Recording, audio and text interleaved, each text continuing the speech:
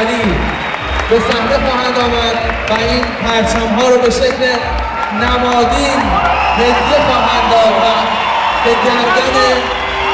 سروران ارجمندند جناب خاتمی و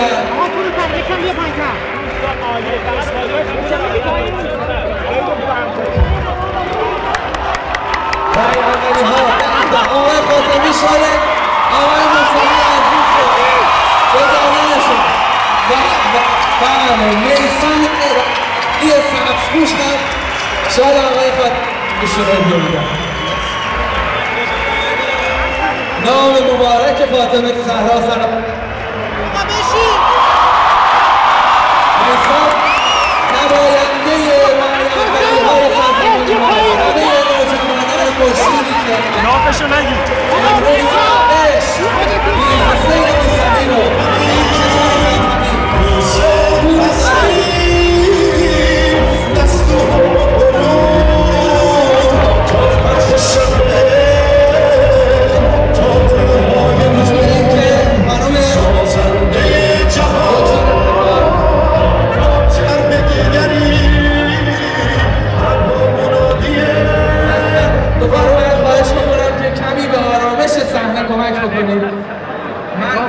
میخوام خواهش بکنم سرکار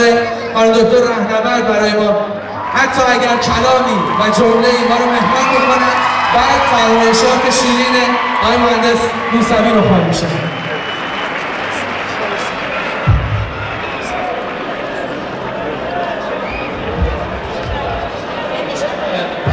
واقعا من از خانم دکتر خواهش میکنم برای اون سخن بگن، اما واقعا شرایط صحنه شرایط سخن گفتن ایشون نیست.